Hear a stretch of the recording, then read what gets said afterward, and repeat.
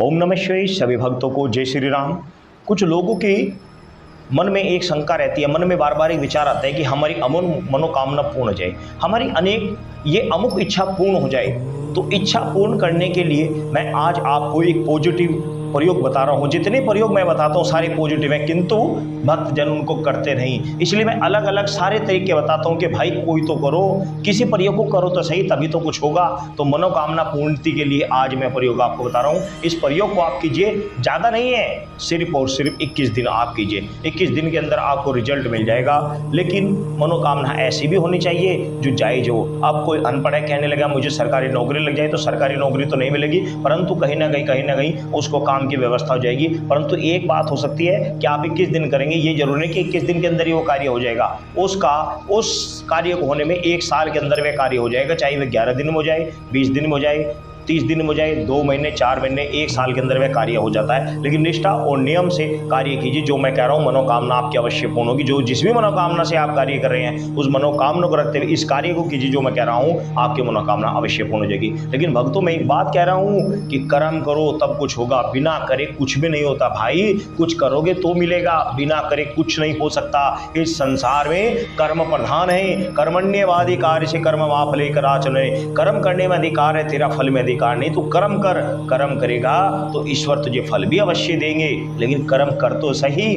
मनोकामना पूर्ति के लिए कर्म जो मैं बता रहा हूं उसको ध्यान से समझ लो। भगवान शिव के मंदिर में आपको 5 बेलपत्र ले लेने हैं। भगवान शिव के मंदिर में पूजा करते समय आपको प्रतिदिन 21 दिन तक भगवान शिव के मंदिर में 5 बेलपत्र चढ़ाने हैं। और वो किस प्रकार चढ़ाने हैं वो मैं आपको बताऊंगा। बेलपत्र तो सभी चढ़ा देते हैं, बेलपत्र चढ़ाने किस प्रकार है। बेलपत्र में 3 पगडंडी होती हैं। आप भगवान शिव के शिवलिंग पर आप बेलपत्र चढ़ाइए और बेलपत्र पर आप देख सकते हैं ये 3 पगडंडी होती हैं, 3 पत्ते होते हैं बेलपत्र पे। उन तीनों पे आपको क्या लिखना है। सबसे ऊपर जो पहला पत्ता होता है, सबसे ऊपर खड़ा पत्ता, उस पर लिखना ओम, दूसरे लिखना नमः शिवाय, ओम नमः शिवाय। चंदन आप ले लीजिए, पिसा हुआ चंदन लीजिए, ये डब्बे में रखा हुआ है, भस्म रखी हुई है। चंदन का ऐसे चंदन भस्म की तरह चंदन आती है, ये भस्म है, ऐसी चंदन पिसा हुआ चंदन आता है।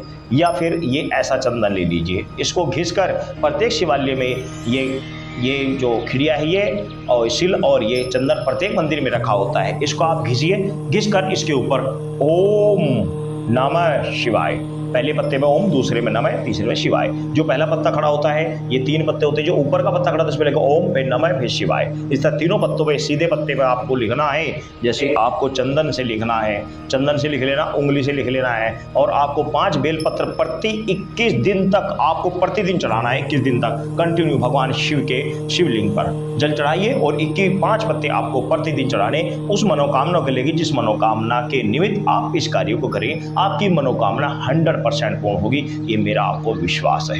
आप कार्य कीजिए, आपके कार्य 100% होंगे। सभी भक्तों को जय श्री राम।